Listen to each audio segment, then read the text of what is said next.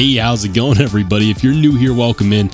And if you've been here before, welcome back. I'm Rollshambo, the connoisseur and collector of all things sharp and shiny. And you're probably wondering, what is in your hands? Well, so here's the deal. I reached out to a company called Mini Katana to see if they would let me check out their new Z1 folding knife, and that's what we have in front of us today. And there's some reasons why I wanted to check this out, because this knife is an enigma to me, okay? It is a premium button lock knife from a company not known for folding knives. Mini Katana is very, very popular in the katana world. There's a whole lot of people out there that love swords, and don't get me wrong, I'm definitely one of them, but sword enthusiasts, and that's kind of who they cater to, is the katana crowd. And so when I saw this on their website, and I saw a few other channels pick it up, I had to find out for myself.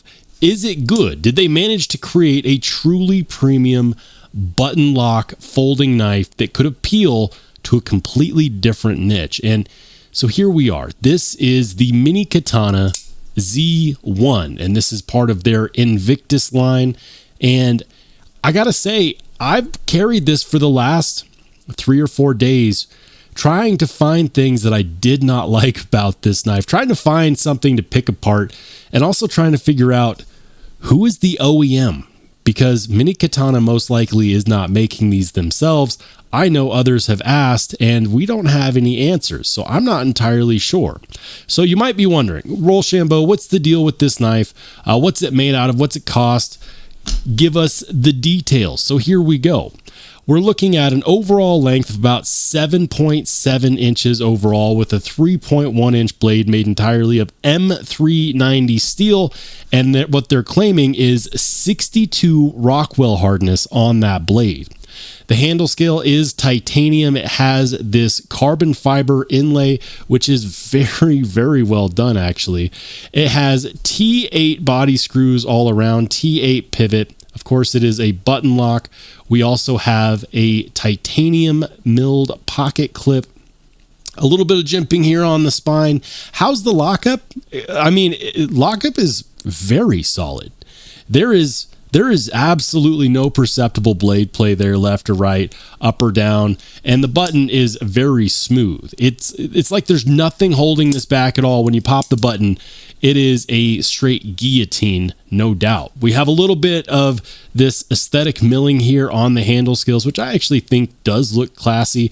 And for the carbon fiber, I was expecting there to be voids all over the place. This is actually some very well done shredded carbon fiber. Now, if you want something with a little more color pop, you can get it with a red shredded carbon fiber as well. For the deployment options, you can, of course, do the annoying button lock thing, which a lot of people actually do like to do, myself included, and just do this. A little bit of wrist action will get you a long ways, or you could use this very triangular flipper tab that does have a decent amount of jimping up to the tip.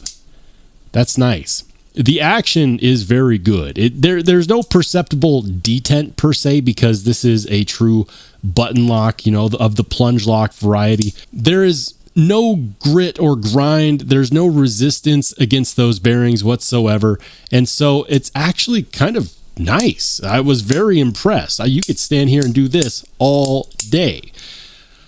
I don't suggest it, but you could do it. Also, I'm enjoying the fact that even from a company not known for making folding knives, we still get T8 body screws. Are you freaking kidding me?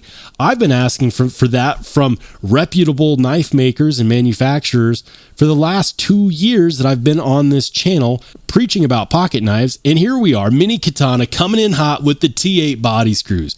Can I get an amen? Now, ergos on this design are actually pretty good.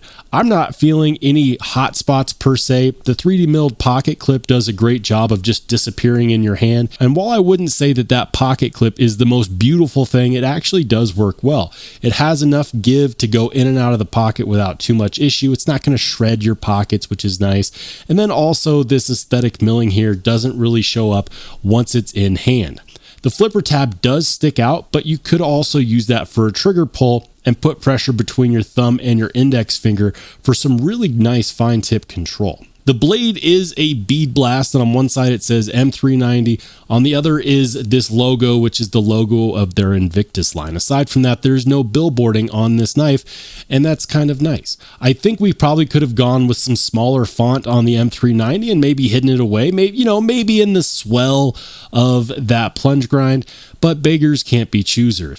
And the edge does get nice and thin here, and it has proven to be slicey right out of the box from the factory. All of this costs $195. And I know that some people are going to say, oh, that seems like a whole lot. But when you boil it down, if this really is M390 that's been heat treated to 62 Rockwell, that is really good. And then of course you add in some carbon fiber and titanium, and all of a sudden 195 actually doesn't seem that bad. It actually seems par for the course for the material and the quality that we get, especially considering that I'm not finding any voids in the shredded carbon fiber. We have really good tolerances for the blade lockup. We have good blade centering. It passes the QC check with flying colors, and it leaves me speculating. Who is the OEM for the Z1? Who is it? I don't necessarily know right off the bat. I wouldn't say that it's Riyadh. I wouldn't say that it's Kubi. I wouldn't say that it's Kaiser. It just doesn't necessarily feel like any of their work. And now I really want to know who's making great premium unknown knives in China for mini katana, because they need to be doing a whole lot more work for other companies here in the United States as well. I really enjoy this. I think a big detractor is going to be the fact that people don't know mini katana in the knife space yet. But to be fair, how many of us have gone out and done some Rockwell hardness testing on all of our Kubis or Kaisers or Riyadhs? I mean, the data, of course, is out there if you're willing to search and get your hands dirty on the internet. But the fact of the matter is, none of us are doing that. We just want our knives to be reliable. We want them to cut well. And then when it comes time to sharpen them, we don't want that to be a headache either. And I think that this actually checks all of those boxes, which is why I'm so pleasantly surprised.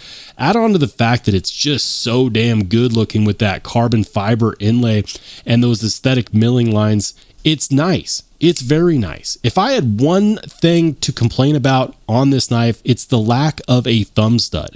You were probably thinking that I was going to say fuller or deployment hole, but no, thumb stud would definitely be the way to go on this knife based on how it's shaped, based on how it goes. I would just put that thumb stud right there. And there are aftermarket thumb studs that you can put on a knife like this that I think would work quite well. And to be honest with you, I might actually go that route regardless, because I think it would just be a nice addition. But I'm curious to see what you have to say. What do you think of the Mini Katana Z1? Do you have an idea of who might be the OEM?